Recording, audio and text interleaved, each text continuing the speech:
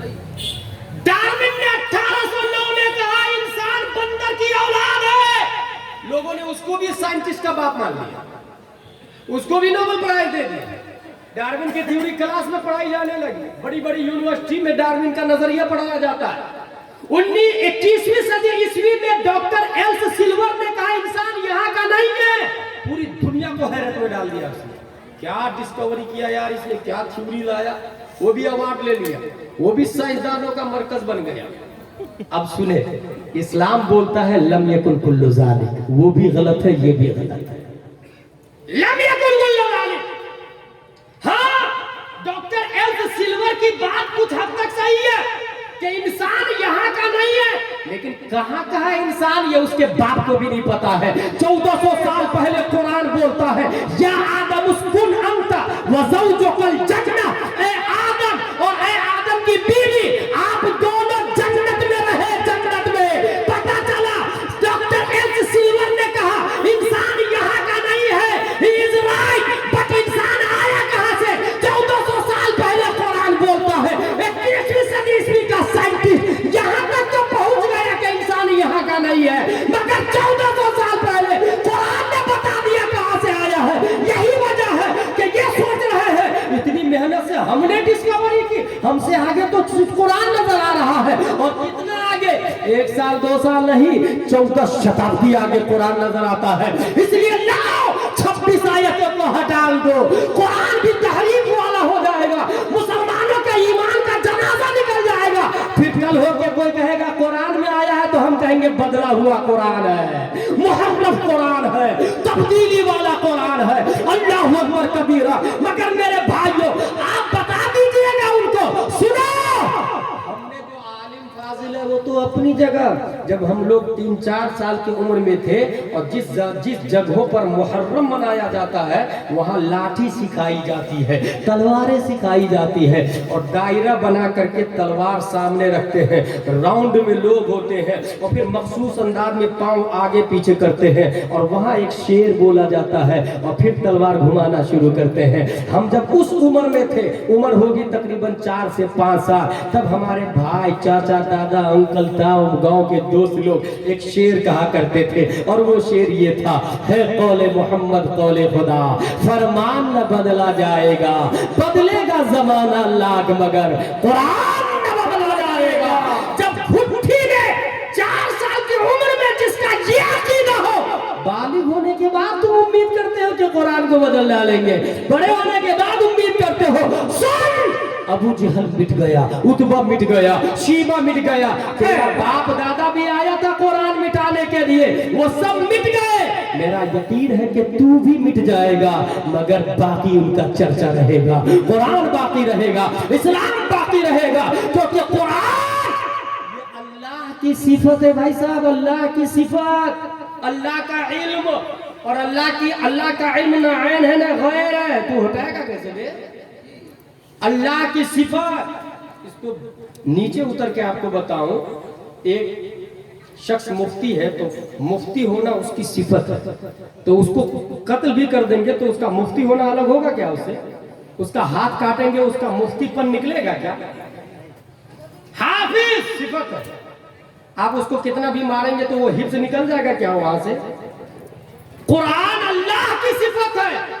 वसीम राबजी अगर हटाना चाहता है तो अल्लाह की सिफत को हटा दे।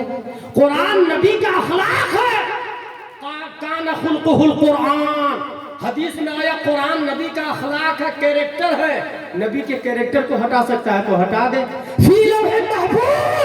कुरान लौहे महफूज पर है, तेरा हाथ वहां पहुंच सकता है तो हटा दे। अल्लाह की सिफत को हटाना नामुमकिन, मुहाल।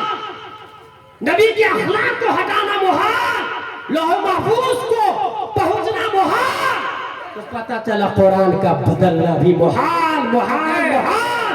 कुरान कल भी जिंदा था, आज भी जिंदा है और कयामत तक। बेशक लाजवाब, लाजवाब। हाँ मेरे भाई, कुरान हटाने की जो बात की, यहाँ पर ये ज़हन में रखिएगा, एक नुक्ता हटाने के लिए हजरत उस्मान गनी की बारगाह में वसीम राबजी के दादा परदादा लोग पहुंचे थे। वसीम राबजी के दादा परदादा लोग किनके बारगाह में?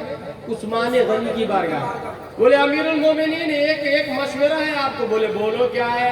बोले दौलत ले लीजिए, और ये जो कुरान में एक नुक्ता है, फलम्मा अतया अहला क़र्यतिन इस्ततामा अहलहा फअब्बौ, इसमें बा के नुक्ते को हटा दीजिए। अच्छा, वो हटाना क्यों चाह रहे थे पता है आपको? क्योंकि इसमें हो रही थी उनकी तौहीन। बनी इसराइल की के यहाँ हजरत मूसा और खिज़्र अलैहिस्सलाम गए और बनी इसराइल से कहा, बनी इसराइल गांव वालों मुझे थोड़ा सा खाना दे दो यार भाई। किसने कहा? मूसा और खिज़्र अलैहिस्सलाम ने। नबी ने खाना मांगा, इन मरदूदों ने भगा दिया। अल्लाह, सोचे आप, ये इसराइल वाले भाई, यहूदी लोग जो इसराइल में अभी कब्जा करके बैठे हुए हैं ना, अपने नबी को भगा दिए, खाना नहीं खिलाया। जो नबी को खाना नहीं खिलाया वो इंसाफ की बात कर रहा दुनिया में, वो इंसाफ की बात कर रहा। सोचे तो अबौ का मतलब है इन लोगों ने खाना खिलाने से इनकार की थी, तो ये तौहीन हुई ना। उस्मान गनी की बारगाह में बोले नुक्ता को हटा दीजिए और उसके ऊपर 2 नुक्ते लगा दीजिए, तो ये बन जाएगा फ़अतौ अन युज़य्यिफ़ूह, जिसका माना होगा खाना खिलाया, तो हमारी तारीफ हो जाएगी कुरान में। कौन पहुंचा था ये? वसीम राबजी का बाप। क्योंकि जो वो कर रहा था वही ये कर रहा है। पता चला उसकी रगों में राबजी का खून नहीं, इजराइल का खून है, इजराइल का खून है। और हमारे उस्मान गनी ने क्या जवाब दिया? पूरी दौलत, सोना चांदी, जीरे जवाहरात सब दे दे। उस्मान 100 बार अपनी जान तो दे सकता है, मगर कुरान का एक नुक्ता नहीं दे सकता। लाजवाब, लाजवाब, जिंदाबाद, नारे तकबीर, नारे रिसालत, मकामे सहाबाए किराम, अज़मते कुरान, अल्लामा मुफ्ती गुलाम गिलानी साहब क़िबला अज़हरी। तो हमारे बाप दादा ने नहीं बदले। वसीम राबजी जवाब हाजिर है, 1300 साल पहले जवाब मिल गया तुझको, उन्होंने नहीं बदला। तेरे बाप दादा के जरिए हम भी नहीं बदलेंगे, तू उसकी औलाद है। अच्छा, हजरत उमर के जमाने में भी पहुंचा था एक आदमी ज़ियाई साहब, और जानते क्या बोला था? बोले उमर फारूक आज़म, एक बात बताऊं आपसे, मैं कुरान को मान लेता हूं, मगर वो जो लेके आता है ना कुरान, उससे अपनी नहीं बनती।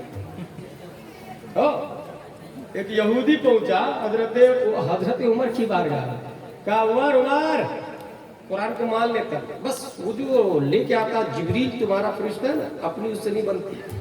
और क्यों नहीं बनती है? क्योंकि ये सोच रहे थे जिब्रील उधर लेके नहीं जाए खुशखबरी नबी की तरफ, हमारी तरफ, इसलिए नहीं बनती। क्या बेवकूफी है, नबूवत भी अपनी मर्जी से चलती है क्या? बहरहाल अब हजरत उमर का जवाब सुने।